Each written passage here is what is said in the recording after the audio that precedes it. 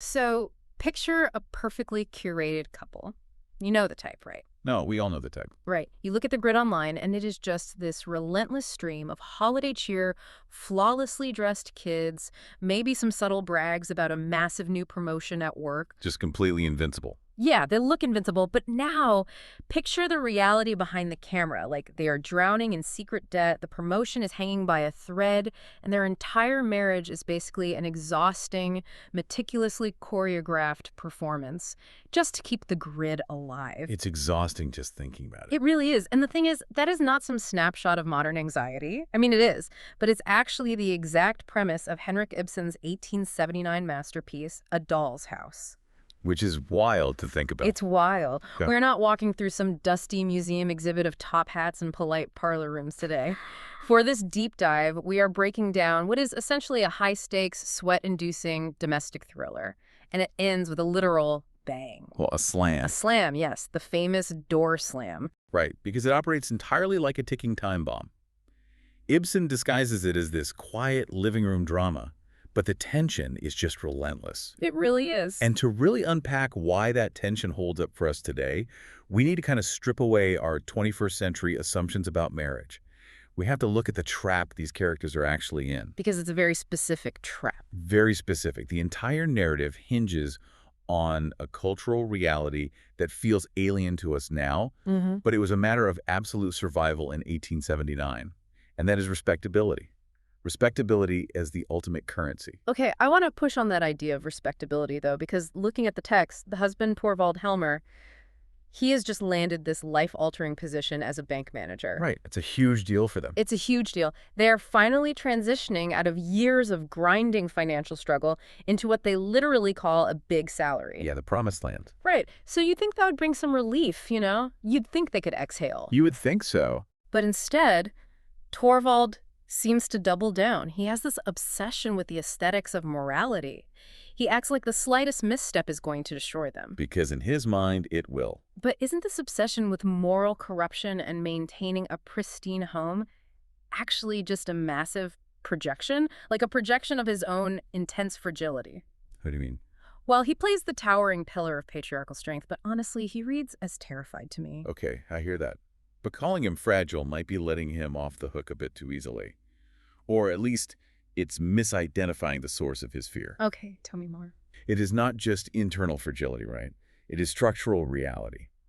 In this society, a wife is legally barred from borrowing money without her husband's explicit consent. Which is just crazy to think about today. Completely crazy. She is, in the eyes of the law and the economy, essentially a minor.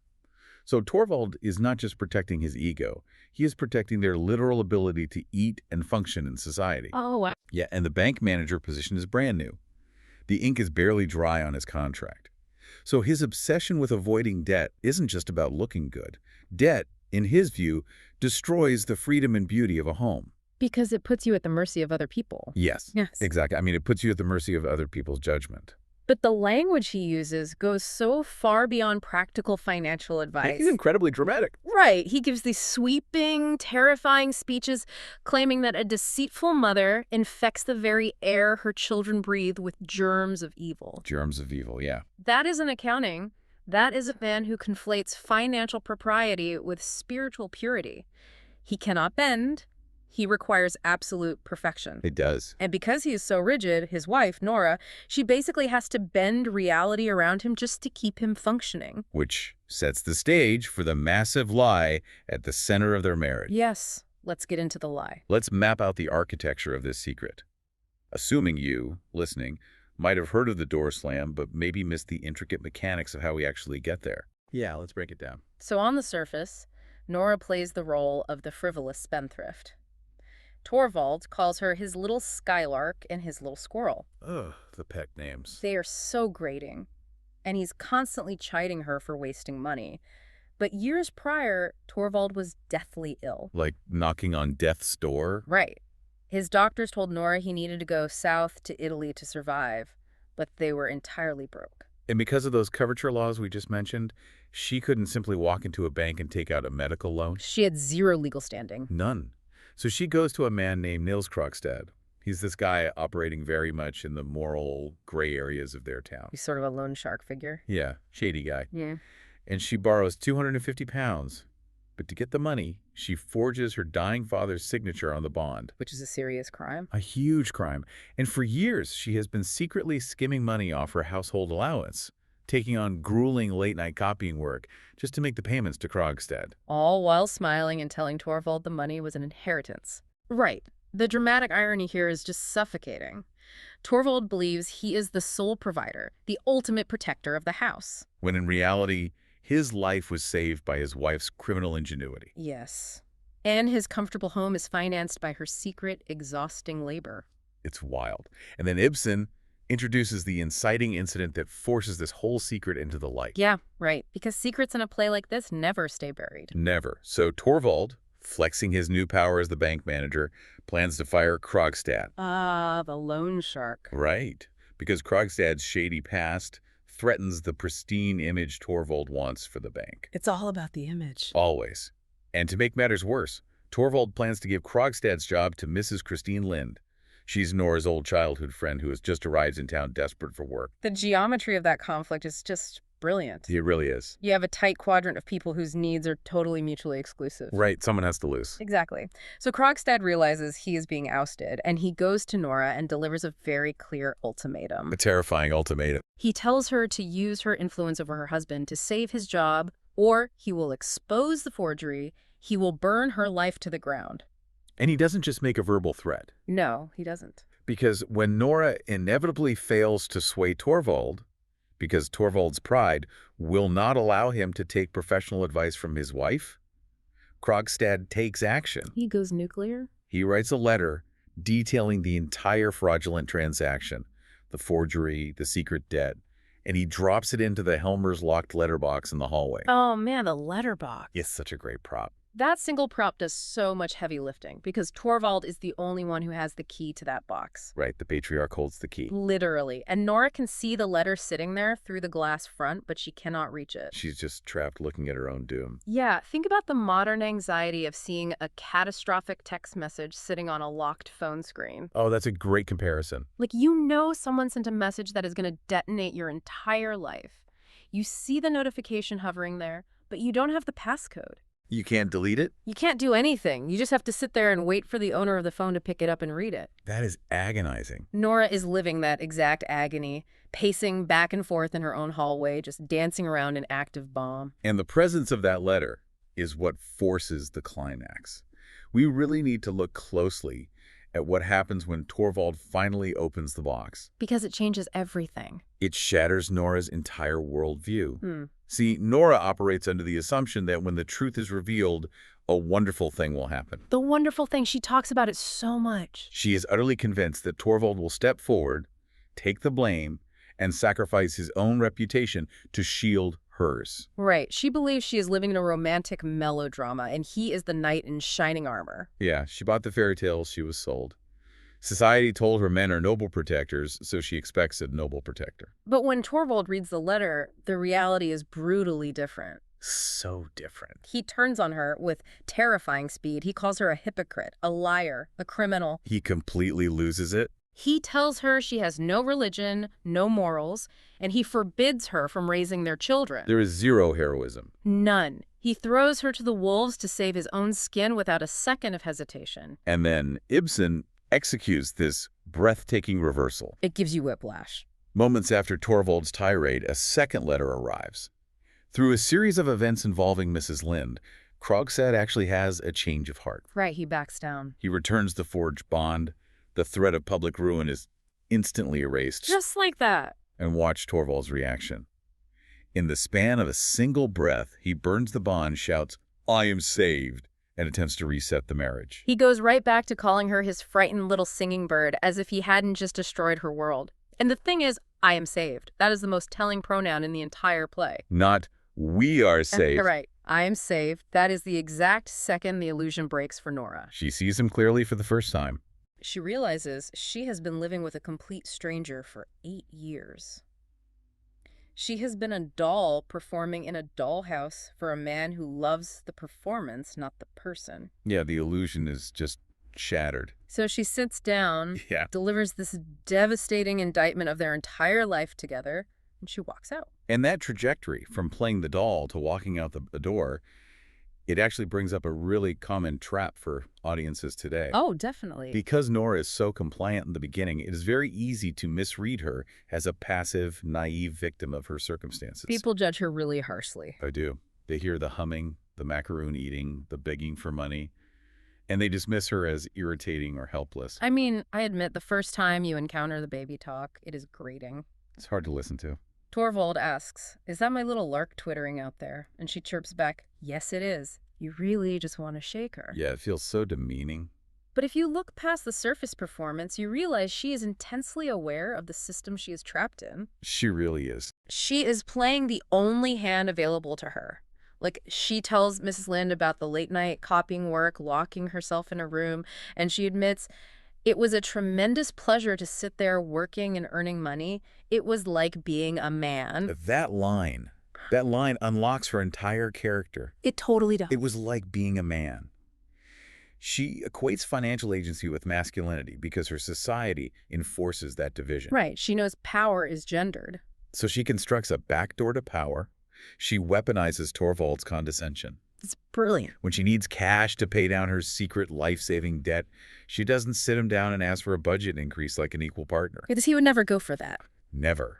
Instead, she plays with his coat buttons, she averts her eyes, she plays the sweet little spendthrift. It is weaponized incompetence used defensively. Yes, exactly. She manages her husband because she isn't legally allowed to manage a bank loan, She feeds his superiority complex. ensuring he feels big and powerful, specifically to extract the resources she needs to keep their family afloat. It is a brilliant, desperate survival strategy. And Ibsen leaves breadcrumbs of this deceptive capability everywhere, starting with the very first scene. Oh, the macaroons. The macaroons. The motif of the macaroons is critical here.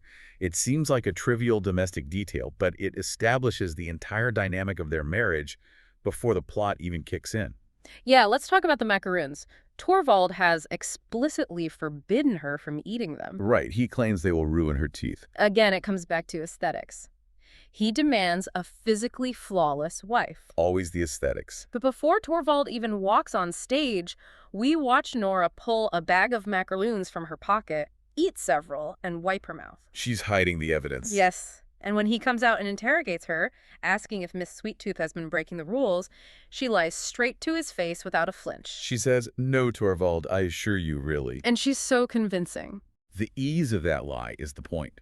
He treats her like a toddler who cannot be trusted with sugar. So she responds by playing the part of the sneaky toddler. But beneath that trivial lie about cookies lies the capacity to sustain a massive multi-year financial conspiracy. It's a proof of concept. Right. The macaroons prove she can maintain dual realities. She can look her husband in the eye, perform obedience, and conceal her defiance simultaneously. And this tension between the outward performance and her inward terror, it builds relentlessly.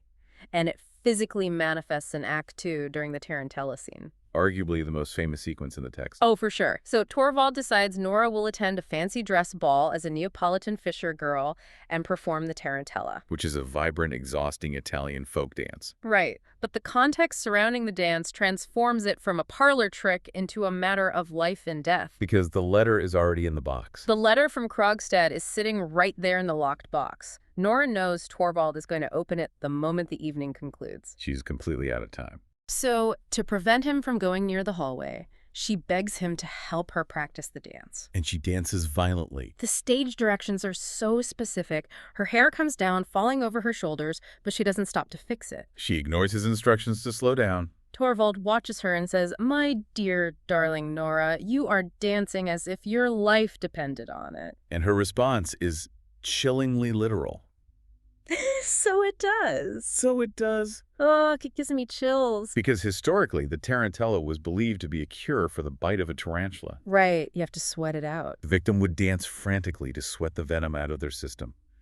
Nora's dancing to sweat out the poison of her own secrets. It is an exertion born of absolute panic. It really is. Think of it as a full-blown panic attack set to sheet music. For 8 years, she has carefully executed the slow, deliberate, choreographed routine of the perfect wife. But the presence of that letter breaks the choreography. The doll glitches. She moves with this raw, desperate, uncontainable fear. It is a brilliant physicalization of her mental state. And the tarantella also forces us to confront Nora's delusion about the wonderful thing that she believes will happen when the dance ends and the truth is known. Right, the fantasy. We discussed her romantic expectations, but Ibsen actively contrasts her fantasy with cold reality through the character of Dr. Rank. Yeah, Dr. Rank is such an interesting figure in all of this. He is Torvald's closest friend, but he is dying of a spinal disease. He is physically decaying, which he attributes to his father's youthful excesses. The sins of the father being visited upon the child, a very common theme in this era. But what is truly revealing is how Dr. Rank handles his impending death, and more importantly, how Torvald reacts to it. Yes. Rank tells Nora that when the end is near, he will send a calling card marked with a black cross. And he explicitly states that he will lock his door to Torvald. Why? Because, as Rank puts it, Torvald has an unconquerable disgust at everything that is ugly. Wow. Torvald cannot stomach the messy, painful physical reality of death. He demands a beautiful world. And Nora completely misses this massive red flag. She doesn't see it at all. She is banking her entire future on the idea that Torvald will show immense moral courage and ruin his own life to save hers. But if Torvald is too aesthetically cowardly to simply sit in a room with his dying best friend, how on earth is he going to face a public scandal? he can't. He only wants the beautiful apparition. Even after the party, when he is making advances toward Nora, he talks about pretending she is his secret bride arriving for the first time. He is constantly role-playing. He doesn't want the complex, stressed, indebted woman standing in front of him. He wants a painting. And when the ugly reality of the forged bond shatters that painting, Torvald's aesthetic universe collapses. His cowardice is the inevitable result of his worldview. Now, analyzing this text on a page allows us to see these themes, but we are looking at this through the lens of the Clara Horatio audiobook production. Right, which changes things entirely. And the transition from page to audio fundamentally alters the psychological weight of the story. Well, theater is inherently auditory, but an audiobook traps you in a way a stage production does not. How do you mean? Ibsen designed the play to take place entirely within a single room, the Helmer's living room. Right, one set. When you watch it on stage, your eyes can wander to the architecture of the theater, the reactions of the audience. You have some distance. Exactly. But when you listen to it via headphones, you are locked inside that domestic cage with Nora. You cannot look away. The auditory format magnifies the claustrophobia. Big time. The sound design elements Ibsen wrote into the script become so visceral. Like the children's voices. Yes, you hear the joyful, overlapping voices of the children abruptly severed by Krogstad's heavy, terrifying knock at the door. That knock makes me jump every time. And you hear the relentless physical pacing. Yeah. And crucially, you hear the specific metallic sound of the letter dropping into the locked box. Yes. The sound of that letter dropping is engineered to sound like the click of a gun being cocked. That's a terrifying comparison. But it's true. And beyond the Foley effects, the vocal performances expose the emotional violence of the text in ways reading simply cannot. Oh, absolutely. Like reading the pet names Featherhead, Little Miss Obstinate, it feels annoying. Sure. But hearing an actor deliver those lines directly into your ear, utilizing specific cadences of condescension, the paternalistic sighs, the pat on the head superiority. It is physically suffocating. It really is. The audiobook also highlights the terrifying velocity of Torvald's shift in Act 3. Oh, that whiplash we talked about. When you hear a voice actor transition from screaming, "Miserable creature, what have you done?" to a soft cooing, "My frightened little singing bird," in a matter of seconds. It's disturbing. The emotional whiplash is disturbing. You recognize on a visceral level that Torvald lacks a stable emotional core. His reactions are purely defensive reflexes to protect his status. It makes his shallowness undeniable. And that brings us to what the play is actually saying to us today. Right, the modern resonance. Because if we reduce A Doll's House to a simple historical lecture about 19th century patriarchy, we strip it of its teeth. We really do. The deeper psychological complexity is entirely relevant right now. The The play is a brutal dissection of performative relationships. Torvald is in love with the idea of Mora, the optic of a beautiful, compliant wife. And frankly, Nora is in love with the fictional idea of Torvald as a stoic, self-sacrificing hero. Yes, neither of them are seeing each other. When the crisis forces them to drop the scripts they have been reading from, they stare at each other and realize they're strangers who've been playing house.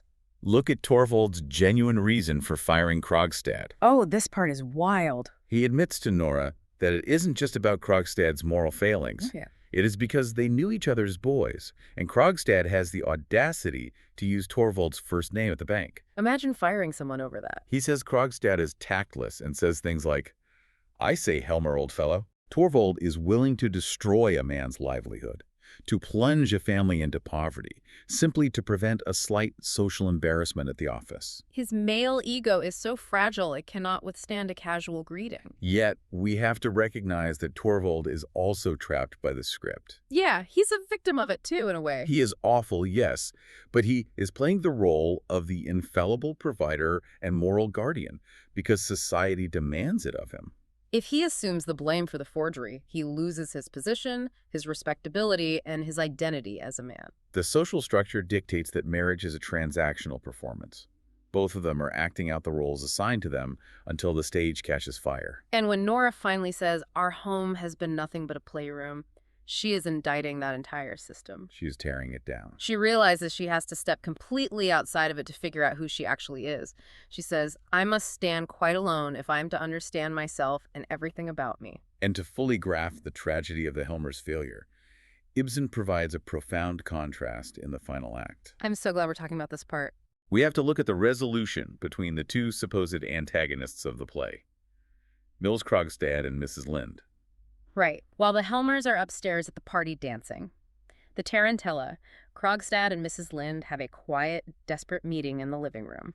We find out they were deeply in love years ago. But she broke his heart to marry a wealthier man because she had a bedridden mother and 2 young brothers to support. She made a brutal, pragmatic choice to survive. But observe how they communicate now. There are no pet names, there is no baby talk. There were no macaroons or elaborate costumes. Exactly. Mrs. Lind looks at him and proposes a partnership.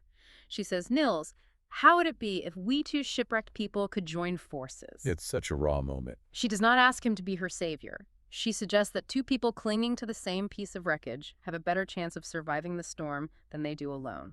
The phrase, "two shipwrecked people," is so stark, so devoid of romance, and yet it is the most genuinely romantic moment in the story. I completely agree. They look at each other, acknowledge their damage, acknowledge their desperate circumstances, and choose to build a life on brutal, unvarnished honesty.